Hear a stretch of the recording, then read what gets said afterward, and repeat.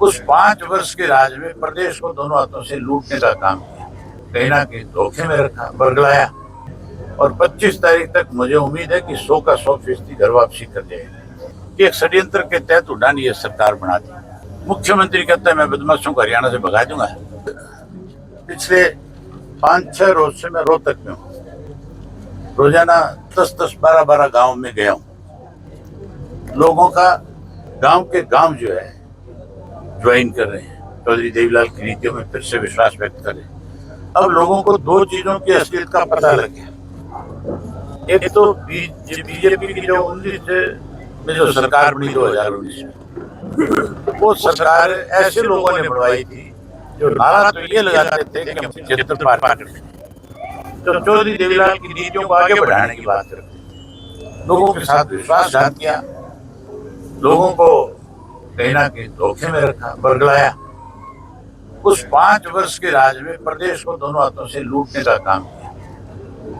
जितना भी हमारा साथी जो जेजेपी में गया था, आज मेरे ख्याल 99% वापसी कर चुका है।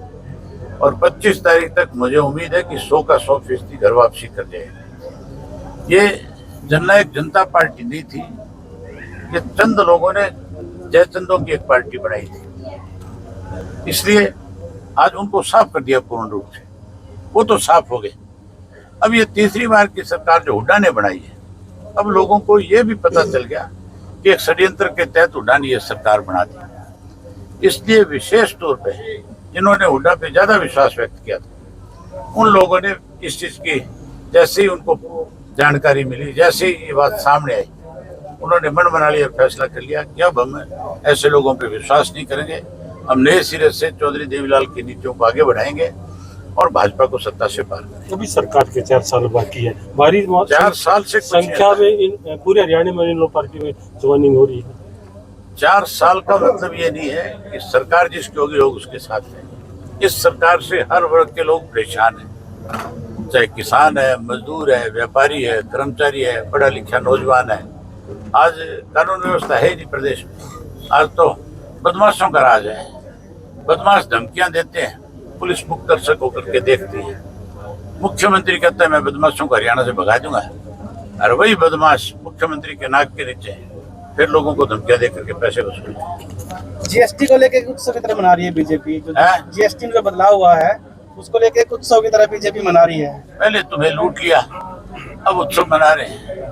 अगर जीएसटी में बदलाव करना था तो जिन लोगों के ऊपर 28% जीएसटी के तहत बोझ डाला था, उनका बस 10% पैसा वापस करो। तो करना चाहिए नहीं करना चाहिए। रैली को लेकर पहले लूटते हैं और फिर उन्हीं लोगों को लूट करके कहते हमने आपको राहत दे दी।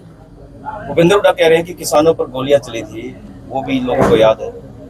हमें तो सारी चीज याद है। इसका जवाब मैं 25 तारीख को हुड्डा को दे दूंगा। तू ना फिक्र कर इस बात की। ज्यादा आज कांग्रेस से ज्यादा लोग जो छोड़कर इनेलो में शामिल हो रहे हैं, कांग्रेस से काफी संख्या, बहुत बड़ी संख्या में कांग्रेसी जो है इंडियन नेशनल लोकदल पार्टी में शामिल हुए हैं। अभी आगे 2-3 दिन और पड़े, आप देखना। मैं कहता हूँ 2-3 दिन नहीं, अभी तो ये शुरुआत है।